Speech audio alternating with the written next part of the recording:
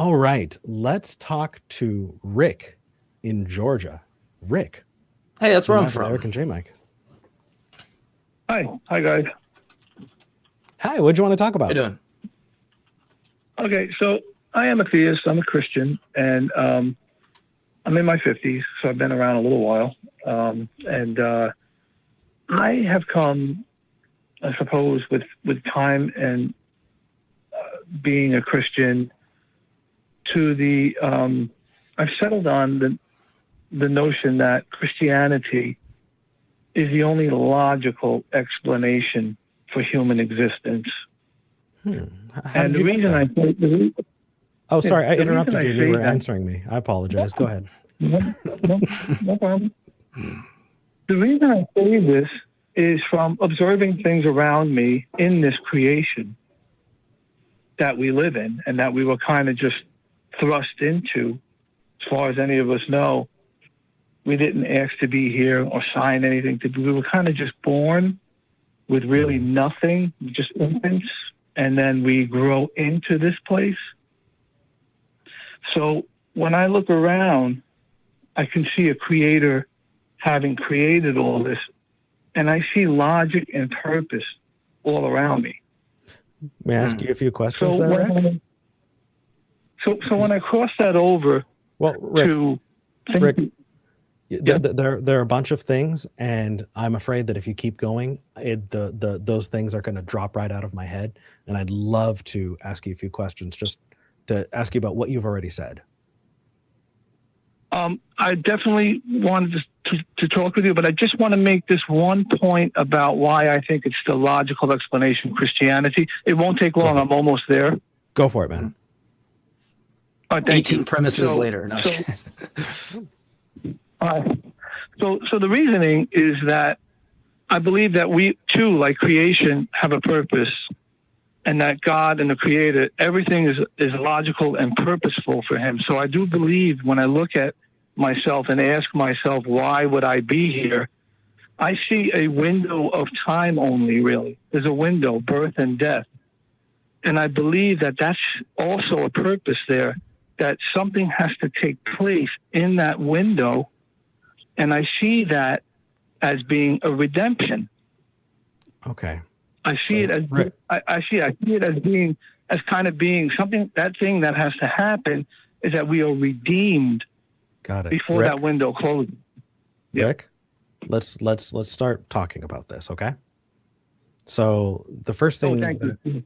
Sure. The first thing that I want to talk about is you said that you see creation, right, all around you.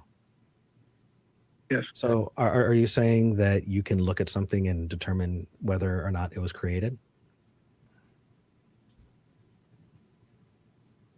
Of course, it had to be created to be here.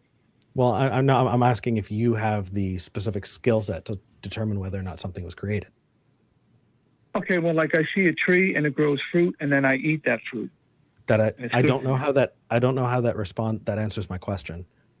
Can you look at something and go, that was created? Yes, I can look at a tree. I can see what it does, and it grows things, and then I eat those things, and then I'm stronger and healthier. Okay. Rick, the you eating those things has absolutely nothing to do with it. I'm trying to make sure that we stay close to what we're talking about here. So you say, this is literally look at the trees. You look at a tree and you say, that must have been created. I don't want to straw man you. I don't want to put words into your mouth. So I want to make sure that's what you think. You look at words, or you look at trees and you go, those must have been created. Is that correct? Yes, because a tree has a purpose. Perfect. It grows So Rick, when you look at a mountain, do you go, that must have been created?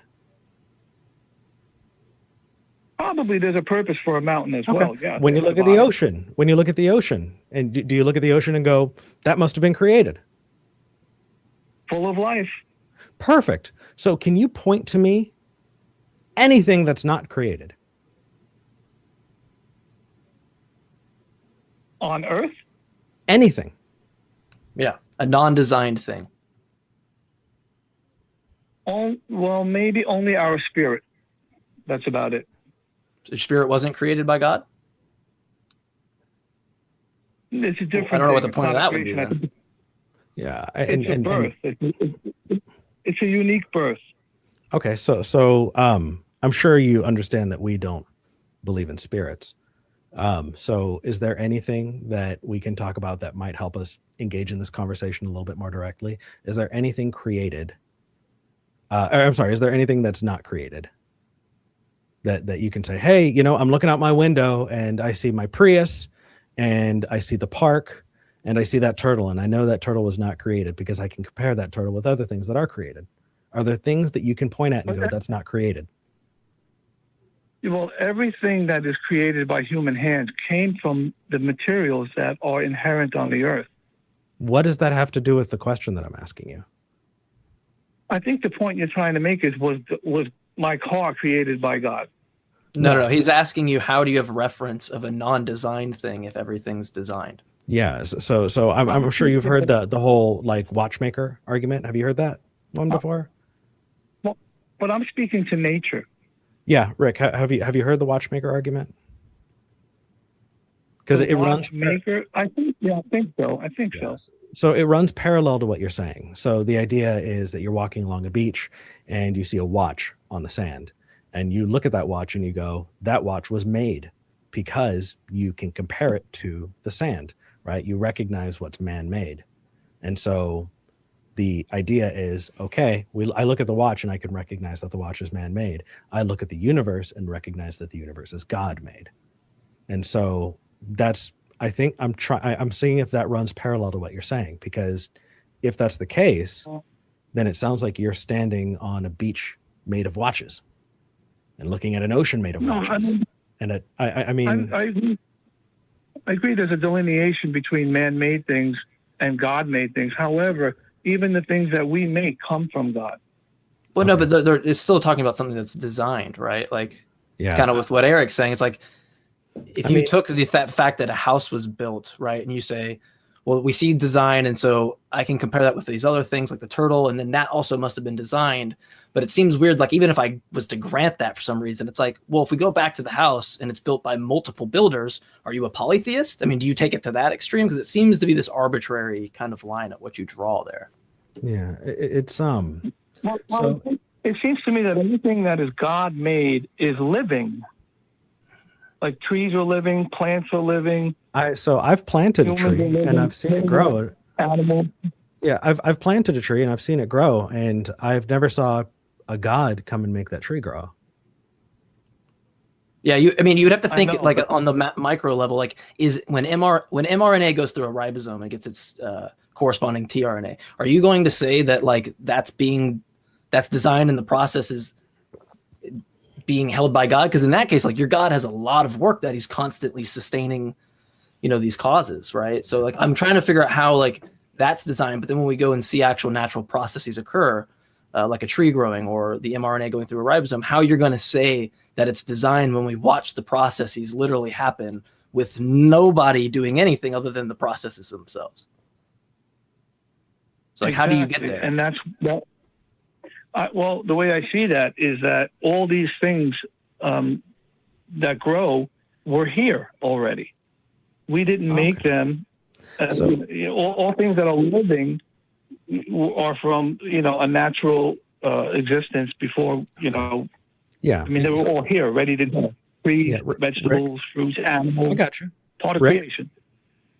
It sounds like you're having fun getting into apologetics. It sounds like you're dipping your toes in there. No, not at all. No, I think you should, because the specific term given to what you're doing right now is called apologetics. If you read books like The Case for Christ or watch a video by William Lane Craig, that's called apologetics. And in this conversation, you are the apologist, and we are actually counter apologists. Now, I don't think it would be nice to bat you around and not give you the chance to really explore those subjects. And so I'm going to list a couple of things, and I would love for you as an apologist, someone who I disagree with probably, to look into those things and learn more and then call back, because I don't think it would be fair for us to bat you around like that. So there are a couple of things that you said that I think you might have fun in, reading about. One of them is the cosmological argument for the existence of God. I disagree with the cosmological argument, but the idea that everything is dependent on something that's already been here, the word apologists use is contingent. And I think if you look that through, you'll probably learn more about the argument that you're making there. You're mixing it a little bit with another argument, which is the teleological argument, which is the argument from design, which is another interesting argument. I mean, this is to J Mike and I, this is our jammy jams. Like, this is what we do for fun. We absolutely love it. I actually have an apologist friend. His name's Dean Meadows. It looked like he was on the line for a bit, and I'm happy to have him in the queue. But we'll just call each other and argue about these things because we absolutely love them. So do you think if you check those things out, you might be able to call back in with a little bit more kind of rounded out idea of that? I have to be honest with you. I completely disagree with everything you just said completely. And That I think I'm it's not a counter apologist? What is the Yeah, all that stuff you just said. I think it's a slight bit of a cop out. Hold on. Why? I think that whatever you come up against something that's, that is strong, any kind of argument, you deflect it onto some intellectualization to try to say, no, you got it all wrong. I'll explain everything right now, and then you pull back later. But I don't think that you and me agree on that at all. That's not what he's doing, though. Yeah, I'm actually being very, very kind and charitable here. That's condescending. That's condescending. No, Rick. So here's the deal. You're talking about the world as you see it, and I understand that. And I'm listening, but we've interacted with these subjects in such a way that it would be really unkind to bat you around about it. If you want us to, okay, but what I'm suggesting is where you can learn more, and that's specifically on your side. So if you want us to bat you around on this, we can. Sure. So, I mean, you can bat me. I don't know what that means. Okay. Yeah. Here's what I mean. What does that mean? Sure. So everything comes from God, right? Okay. Because you're pointing at things that have already existed. Those things had to have come from other things that already existed and all that. Do you think if you rewind, that those all go back to God? To be perfectly honest with you, the topic of my call was about the purpose why we're here and how it is the most logical explanation. Now we're really talking about, is everything created by God? But I really called in just to say that. You called in to tell us, look at the trees. You said, look at the trees. And when I specifically hopped in to say, hey, I want to talk about some of these things, you said, no, let me finish. And then you gave 4 other things. Yeah. So because of that, it's buckshot. And so I'm trying to pick one. If I can real fast, hold on. If I can real fast, there's a bunch of issues.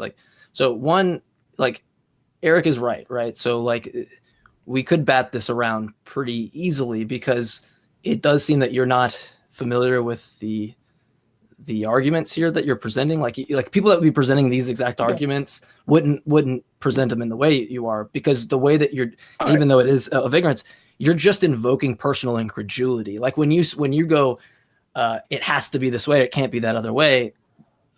You're just invoking personal incredulity to say that it has to be that way. But you never actually gave a reason why it's the case. And then you said you look at purpose. Well, my first thing that goes to my head is, what's the purpose of 25,000 people starving every day, right? And that's just talking about starving. Like, you see purpose and all these great things. It seems that you're just arbitrarily picking good things, but you don't realize actually the 25,000 people that starve every day, kids that are, don't even live past a certain, time.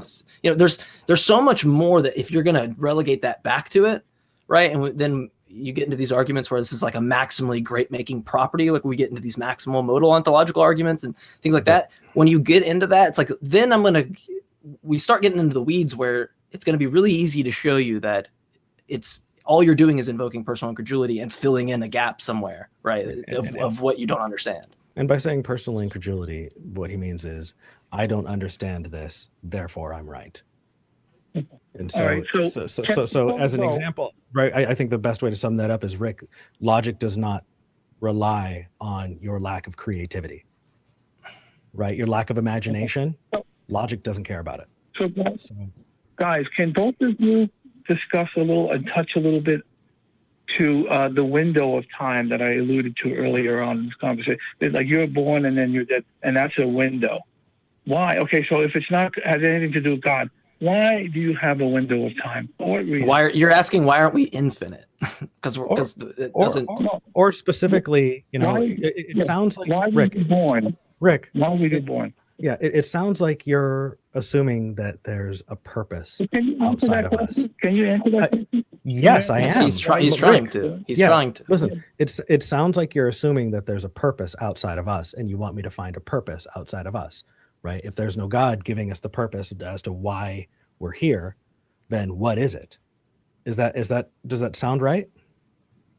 So are you saying then that I don't believe there's any purpose for me? No, Rick. I'm saying that I'm asking you if you, Rick, go back and watch. If you really, really, really want this, then call back in and we'll give it to you. I feel bad. So for those of you Christian apologists who are watching, clip this and send it to your friends. You have a window. You have a window. You know that. That we're trying to be honest interlocutors, be kind. Rick, the window. I don't even understand what the compelling part of the argument is to say you have a window. It's like, oh, okay, yeah, we live and we die, but by your own admission, you said we didn't have a choice, and it's like, okay, so now we don't. So you think that a celestial North Korean dictator is the best explanation for why we don't have a choice into living and why we're born into a world with 25,000 people that die, and that we have to accept Jesus died on the cross in order to get there? Because that seems like, if you're saying from the Christian worldview, it's like, I mean, you're just conceding a point about the God you believe in that's not very pleasant, from my opinion. Yeah, I mean, so even if I were to play this, okay, Rick, I don't believe there's a purpose. Now what? Okay, so if you don't believe there's a purpose, you have just spoken for yourself, but you can't speak for me, though. So I really don't care what you think. What I care about is what's true about the world.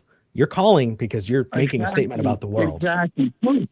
Truth is what matters. Are you? Yeah. So why did you just respond like that, Rick?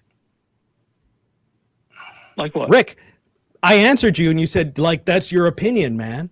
I don't care. Try again. I don't think we have purpose. Now what? No, I don't think, Rick, I don't think we have purpose. Now what?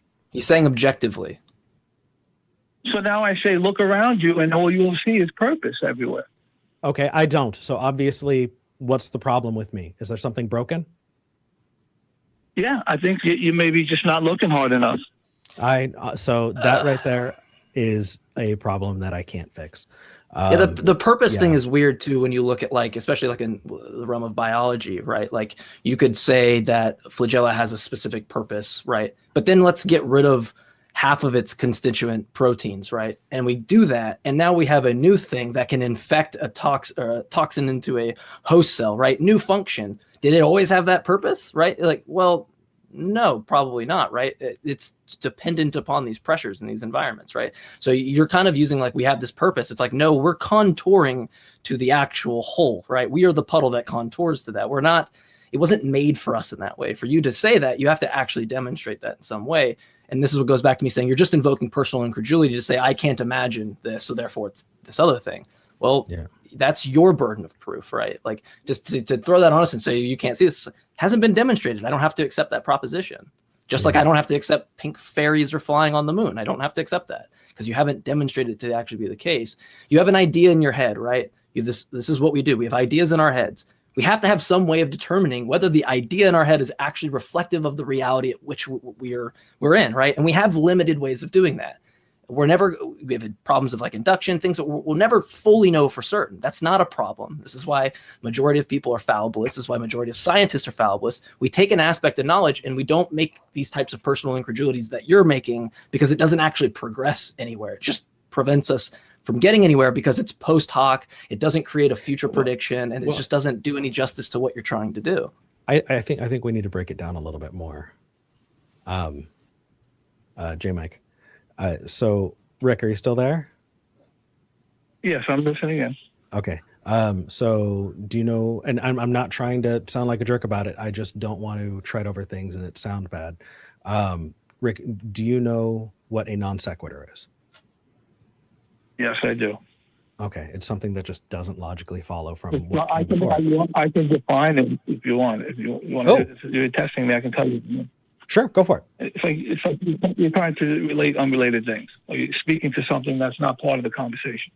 Right. So if I said Rick is a demon because I had cornflakes this morning, that would be a non sequitur. So to say I look outside and I see a tree, therefore I have purpose, that is also a non sequitur. There are ways that you can phrase that. I never said that. I never said that. Now you're doing something there. You're conflating things that I didn't say. Okay, so tell me how what I said is wrong. You're saying that I said that because there are trees that are growing things. What did you exactly say again? The last thing you said? Sure. About trees? Sure. So I look outside, I see the trees, and in recognizing them, I recognize that I have purpose. No, I recognize that there is purpose all around me. So then I have to look at myself and say, well, then there must be a purpose for me being here as well. And then I have to look at. Oh yeah, it's just begging the question. Rick, you're layering things on now. When I look at myself in totality, I only have a window for me. Yeah, that's it. Rick, So you've said that a bunch of times. Unless you're willing to talk about it, drop it. Because if you're not willing to talk about it, you're wasting our time. So let's stick with the trees. I'm willing to talk about it. Rick, so we're picking one thing at a time. I'm trying to be super patient here. You look at the trees and you say, there's purpose out there. That is a non sequitur. Yes. Why No. do you think there's purpose? I'll tell you why. Why? Okay, because the purpose is that there's a constant with trees. They grow the same fruit all the time. Okay. And there's different trees with different fruit, Perfect. So each tree has a purpose. Right. No. Hold on. Just because trees bear fruit does not mean they have a purpose. It just means that trees bear fruit. Maybe we have different definitions of purpose. Do you think purpose just means that that they're logically consistent? Like, my name's Eric, and my name will be Eric tomorrow, and because of that, I have purpose. And that purpose is my name is Eric. Is that what you mean? No, I mean that there's a design at play. Yeah, and yet you need to show us that design, because what you did, you've got like this babushka doll, and inside, okay, well, how am I supposed to know about design? You didn't bring it up if you want to talk about design, and it's just going. But here's what I really think is happening. I think that as we're bringing things up, you're moving the goalposts, right? We're playing your game and you're moving the goalposts. Dean, please call Dean so that we can discuss this, because I feel bad. Also, it seems like, real fast, I'm sorry to interrupt. I know you. Wait a minute, guys. The purpose is that the fruit is something that we eat. We eat that fruit. Yes, that has absolutely nothing to do with. So you're talking about intrinsic purpose, right? And so your conclusion, right, Rick, is that we have purpose, right? That's your conclusion. Your first premise is that you look at a tree and you beg the question by saying it has purpose. Do you not see how circular that is? Yeah, because the purpose is that it grows healthy fruit for me to eat. And so you can conclude from your first premise that something has purpose, that therefore you have purpose in your conclusion, because that's begging the question. I absolutely believe that this tree has a purpose, because without food, I'll die. Yeah. So how did you determine the first thing in your first premise? Trees. If we put this in what's called a syllogism, your first premise is that you see trees and they have purpose. But your conclusion, what you're trying to have that necessarily follow to, is that you also, it seems like that's what you're switching it to, that now we have purpose. But you didn't justify in your first premise why that has purpose. And if you're just going to leave that as an axiom that's self-justified, you've just begged the question on your conclusion. You've just literally committed circular reasoning, where now you're going to say it only has purpose in virtue of my first premise that just automatically has purpose. But I think that might be too much jargon. Maybe like Rick. So here are the problems with that, and here's why it's important to phrase them. Because what's to say, why don't trees have purpose and we don't have purpose? If trees have purpose and we don't have purpose, then your argument wouldn't make sense, right? What if apple trees have purpose and avocado trees don't? Okay, how do you determine that one tree has purpose and that the other doesn't? If So they're both nutritional, by nutrition. okay, so is there anything that has nutrition that doesn't? You know what? Nutrition. That is so weird. Rick, I'm sorry, buddy, but it's not convincing. No problem, I don't think it should convince you. I think that if you really want to think about it, go for it. We gave you places to go, and I hope that helps. I gave you guys something to think about also, and I hope you do as well. We already have, and we concluded that it's wrong. Hopefully you can join the conversation when you're ready. Yeah, I can't start with like, you want to prove that everything in the world has purpose, and then you, in your first premise, it's like trees have purpose, and then you don't justify that in any way. It's like, okay, yeah. I could just say anything I want, right? I could throw that in a premise and say it's true. Yeah, I mean, there's so much built in there that is just. So for people who are saying, well, they battered him around, even though they said they weren't going to, he asked for it, and we still tried to be nice. The purpose of mosquitoes are apparently to be assholes, and the purpose of childhood leukemia is because you need a stronger, will, a stronger personality. The weirdest part was that he admitted that we didn't have a say into being born. And so the most logical worldview is the God that prevents us from having a decision to be born into a world that might not be pleasurable for the people that are participants of it, right? So that to me was a little strange. But well, I mean, but then again, you're assuming that he believes in a loving God. He didn't say he does. So that's a very good point. Maybe he's just saying that he believes in an evil God. I mean, because we're carrying our own assumptions too, because we're 5 steps ahead. So it's one of those things that we got to be super careful. Slow down. Yeah.